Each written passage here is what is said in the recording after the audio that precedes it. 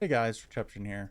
I want to make a quick video about warding, communicating with teammates, and pinging. So, uh, there's basically three ways to communicate to your teammates in League uh, that you can do. So you can ping them, saying, "Hey, watch out, danger, danger," with the ping wheel. You can say, "Hey, back up, mid, top is on the way." And you can type to them. And typing is just not very efficient. It stops you from doing what you need to do. Instead, you can say, hey, my guy is missing. He is coming down to mid lane. And that's basically the same thing. You can carry on a conversation with pings. You can say, hey, I want you to push top, and then I want you to come dragon, and you can ping their teleport and say, your teleport's ready. I want you to come down here, please. You ping them, say, hey, Blitzcrank, you're alive, come down here. Blitzcrank, please come help us. Or you say, hey, Blitzcrank, let's see if I can do this really quick. Let's level up. And you can say, hey, Blitzcrank, or you say, hey, my Q is ready, guys.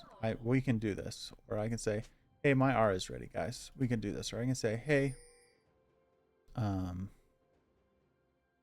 I have an Infinity Edge. I'm strong right now. Or you can say something. You can open up the shop and say, hey, I have enough money to buy this Rabadon's. Wait a second. I'm going to recall. Back up. So there's many ways to communicate in the game. And one of the ways is to ward and just kind of show them. So you can come down here and you can ward. You can say, hey, I want to get ward down here. Please place a ward. Boom. And you go back to your lane. You're fighting, and you're fighting the enemy mid laner here. And you see their jungler come down here, and you go, bing, bing, bing. Hey, everyone notice the jungler is here, and he's going up this way now. And you don't really have to like do anything perfect. You don't have to type out, hey, he's in headed top. You don't have to type that out. You just say, hey, watch out. He just did his raptors. He's coming top. And people will understand. You don't have to be perfect about it. Just get them to move their eyes down here while you have a word is oftentimes enough. So I wanted to talk about how this ward right here communicating that this is where the jungler is can also be used to protect something like bottom lane. So a lot of players think, hey, bottom lane died because bottom lane doesn't have good wards. Let's say bottom lane has a ward here and they're pushed up. So they're pushed up. They're probably like right here. They're pushing up and they're trying to blow up this tower. So they're here fighting, and a gank comes out of here, and as soon as they see him here, they start running back to their tower. They start running, and they get caught right about here, and they get into a fight and die. And a much better place to ward for protecting yourself from the jungler would actually be it's not here. This is the same problem. Because oftentimes when you come in here to ward, they could just be in the bush waiting for you and they might kill you. But also, seeing them here or here might not be soon enough. You still might die. And a better place to come up and ward might be here, where you'll see them fighting the camp, or here, where you'll see them coming out of blue or coming out of raptors, and maybe even all the way up here. I think maybe here. You have a ward here, and you have a ward here. It's going to be really hard for their jungler to get down and gank you. Now, they could come through this path here, but it's just, you can get a lot of safety by putting, let's imagine a scenario where, you've got a control ward. You got a control ward, and you say, okay, I can ward this. Boom. That will protect me from a gank from mid lane coming down the river. And you can also, while you're placing that, you can come in here and place a ward here. And that will protect you from a ward from their red buff. And then once you're actually pushing up and taking the turret, you can push up in through here. You know that they're not here because you've already got this ward. And you can place this ward. And now you've got wards through all the different paths to your lane. And so you're now really, really safe if you can get those 3 wards. So having wards that are pushed up deeper in the jungle can protect you a lot. Because one of the most dangerous things is you're out here fighting in the lane, and you go, I don't know where the jungler is. We might die here. And you come up and say, okay, I'm going to ward this. And as you get here, you get Lee Sin queued. And then you're getting all in and you're dying. And so what you don't want to do is you don't want to put all of your wards out and then have all of your wards die at the same time. You want to kind of layer them. This ward's not going to die because it's a control ward. And this ward you set up maybe up for a minute. You set that up. And then after a minute goes by, you kind of walk back in and set up this ward as well. You know, maybe you switch it up. Maybe they caught this ward last time, so now you put it here. You know, there's a couple different places you can put the wards, and they accomplish very similar things. That one shows you when they're doing Krugs. This one shows you when they're actually coming to gank you. So that's how you protect yourself as bottom lane. You're putting in these deeper wards, and this can actually help protect your mid lane as well. So if I put this ward here to protect me from their mid lane, and I see the support roams up and he walks through this, maybe he sweepers this and he goes, oh, there's not a ward there. That's great. Maybe he puts a control ward in it. Then he walks up, he doesn't realize as he's walking up, oh, I'm walking through this ward, and he's wasting his time. You go, uh-oh. Watch out. Watch out, mid. He's coming up. And that way this guy doesn't get fed, or the enemy mid laner doesn't get fed. Now that can also be kind of extrapolated to mid laners. So let's say you're a mid laner now. You're not a support, you're a mid laner. And you're a mid laner and you come down here and you're thinking to yourself, okay, where do I ward to get maximum value for protecting myself or helping my team? Well, this one is a pretty good one to protect you from junglers. Junglers are going to come do these wraiths all the time, or the Raptor camp all the time, and you want to be able to see them.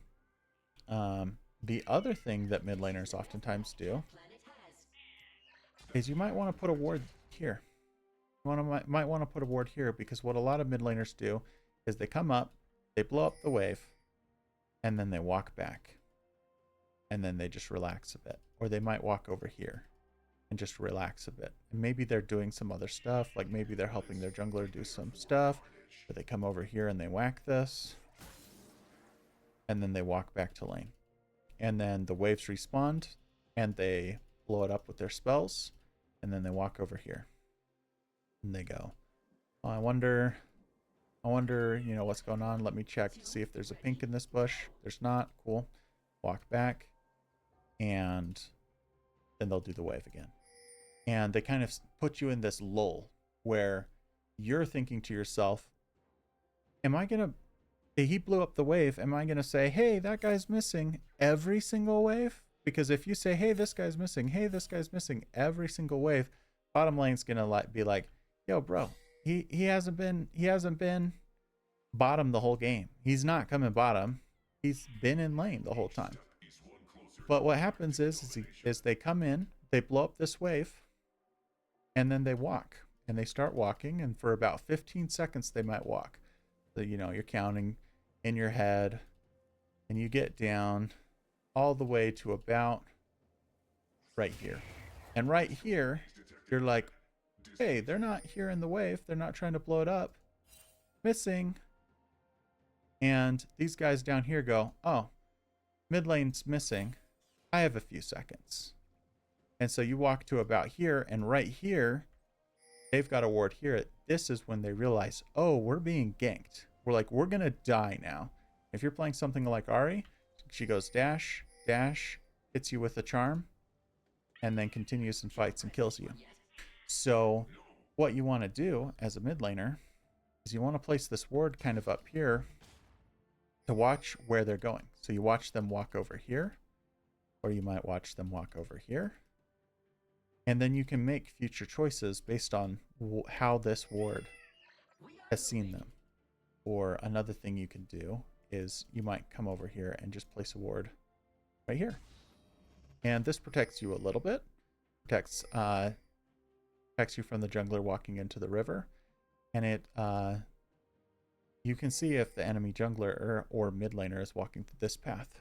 So I just wanted to make this video to kind of describe how the different ping systems work, as well as how to place wards to help your bottom lane, how to place wards to help your mid lane, and just be conscious about placing wards. I think it's a very important skill to not just blame your bottom lane. You're like, my bottom lane died. Why did my bottom lane die? I pinged missing. And it's like, yeah, you pinged missing, but their lane has been missing after every single wave. Go ward it right here.